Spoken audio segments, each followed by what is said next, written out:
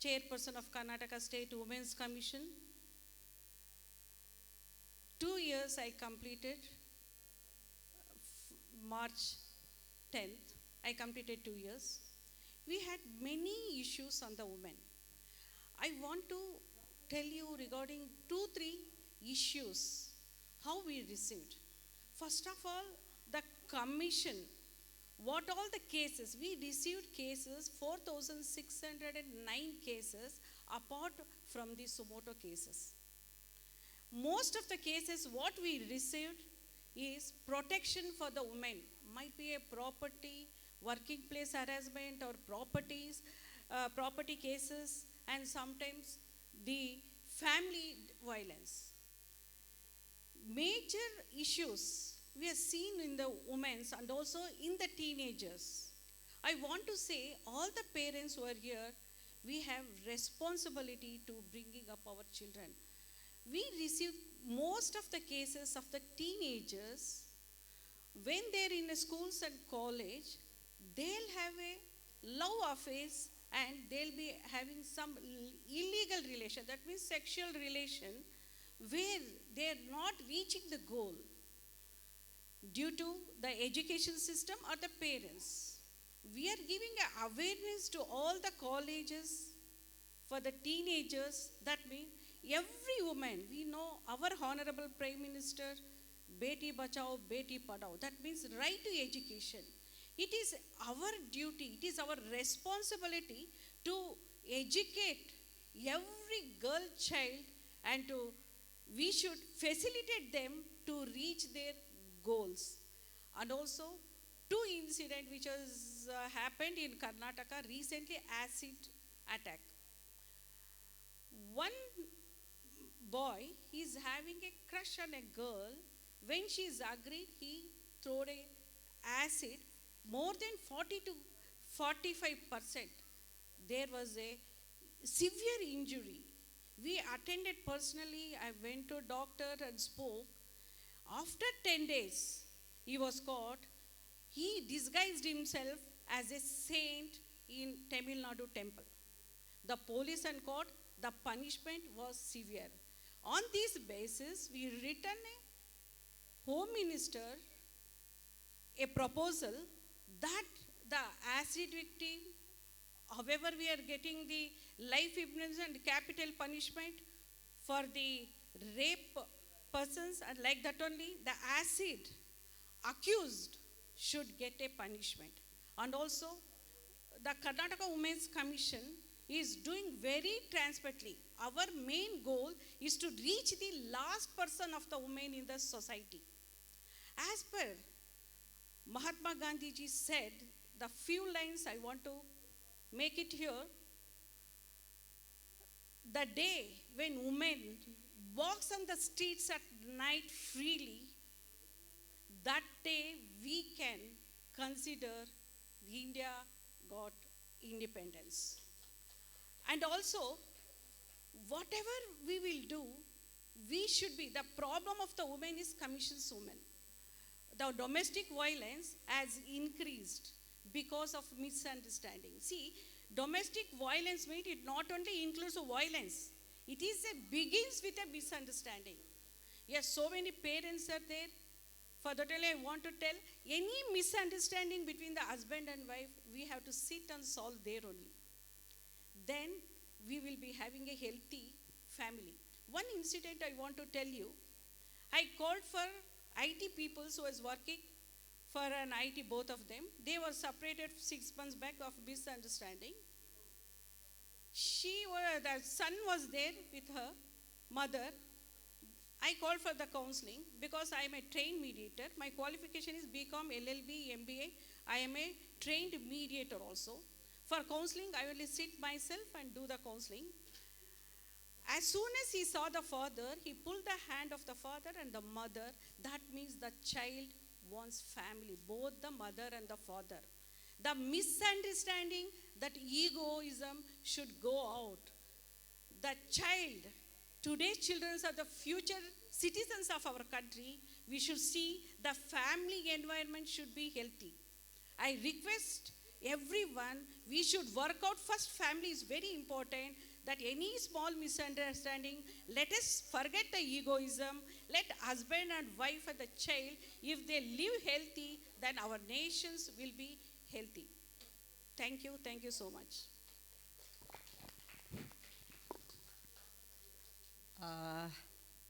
कल्याण जी, पहले मैं आपको धन्यवाद बोलना चाहती हूँ।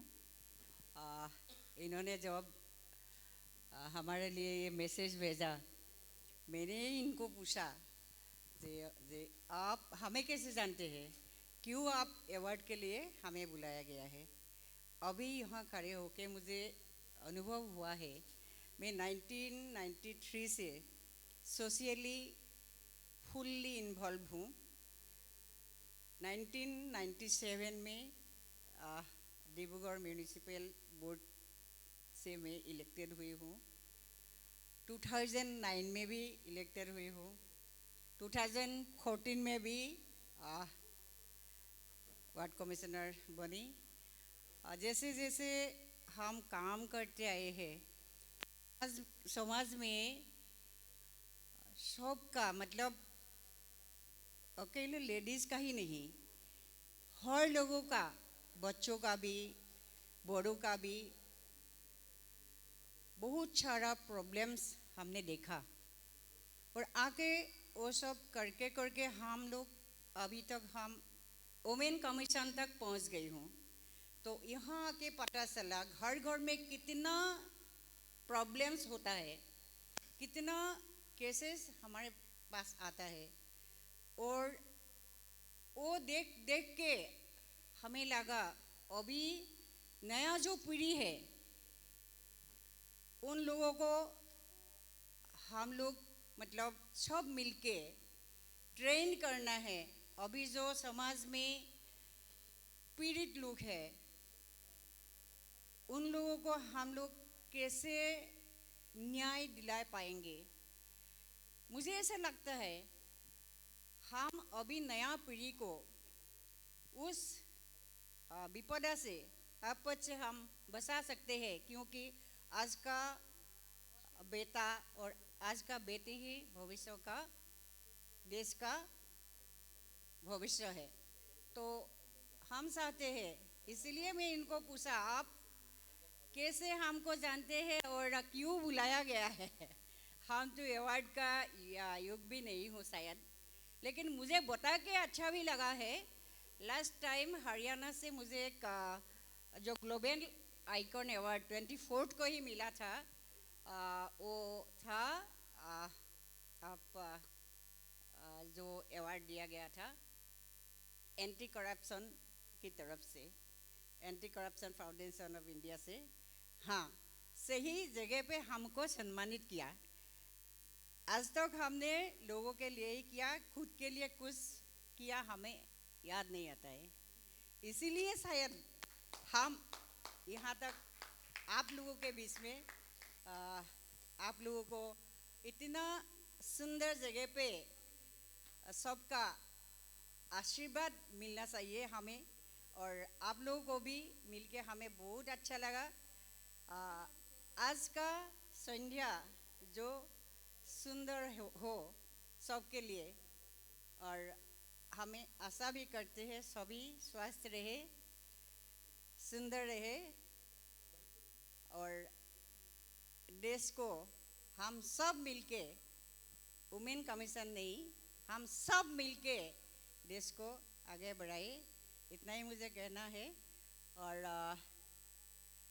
लास्ट नहीं बात भूलना पड़ेगा, आपका जो ट्रस्टी है हमें भी कुछ करेंगे आपके लिए भी, यही मैं बोलना चाहती हूँ।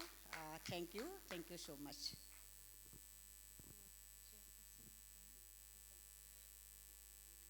दीदी आसाम से काफ़ी लोग आए हैं, एक बार खड़ा हो जाए। आसाम से, आसाम आसाम आसाम, कौन कौन आसाम से आए? ये जब ही आपको मैंने बोला आप आ रहे हैं तो सब आसाम वाले सब खुश हो गया, बोलते हैं क्या दीदी आ रहे हैं? तो क्या खुश है कि नहीं है आप लोग? जोर से बोलो Assam. Yes yes thank you. जय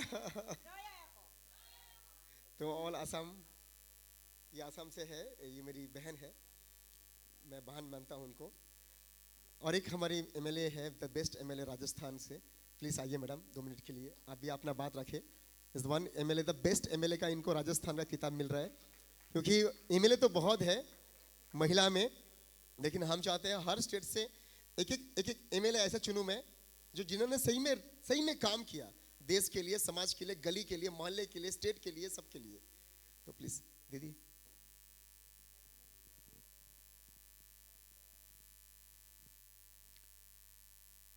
हमारे प्रिय भाई श्रीमान कल्याण जी जैना जी, जो आज के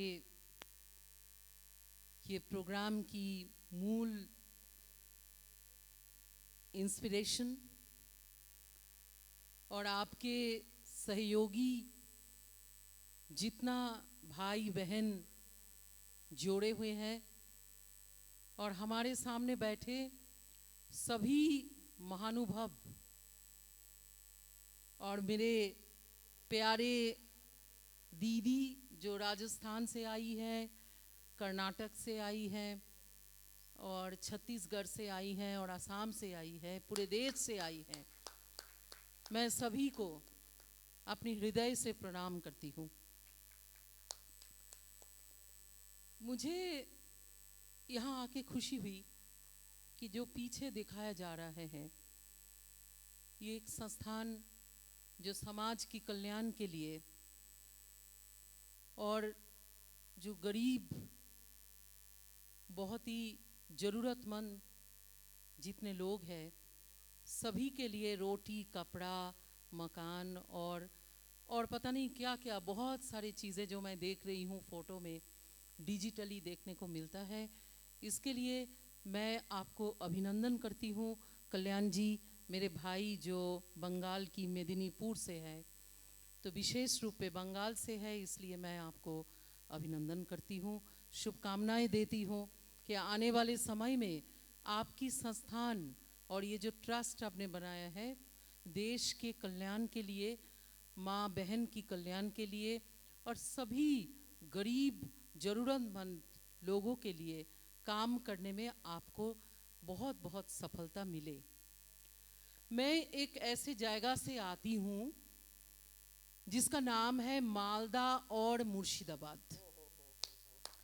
मैं भारत के और बांग्लादेश की बॉर्डर, जहाँ पे प्रतिदिन सैकड़ों लड़कियों का तस्करी होती है, जहाँ से सबसे बड़ी child slaves, child labour and girl child की ट्रैफिकिंग की सोर्स एरिया बनी हुई है, ऐसे जगह से मैं आती हूँ।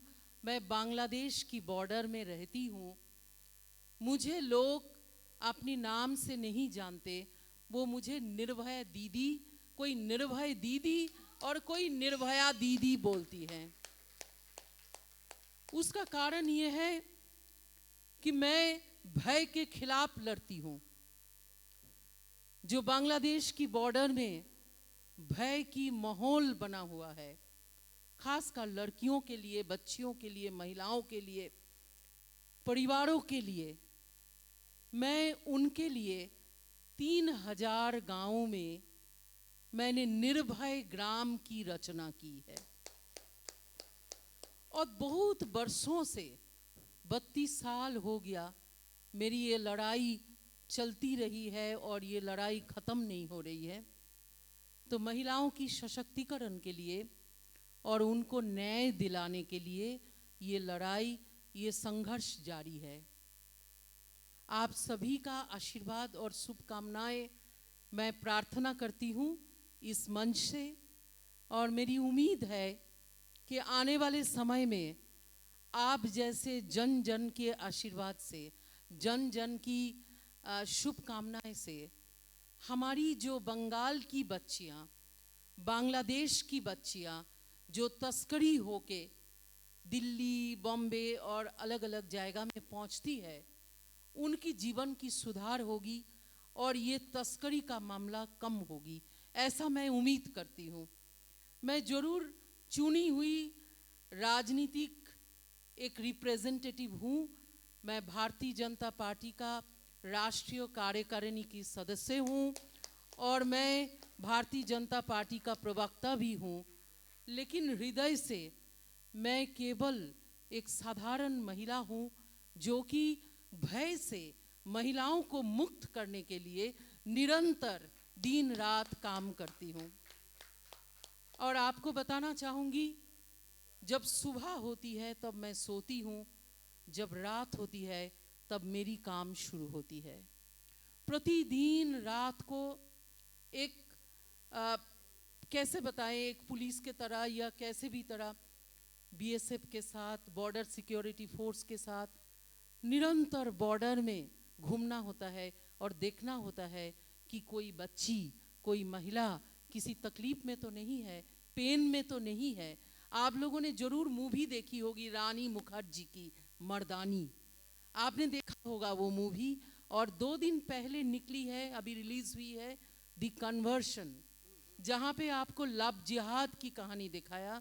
मेरी काम लव जिहाद के ऊपर, मेरी काम लैंड जिहाद के ऊपर, देश की सुरक्षा के लिए, राष्ट्र सुरक्षा के लिए और महिलाओं की सुरक्षा के लिए मैं करती हूँ। नारी शक्ति, नारी शक्ति।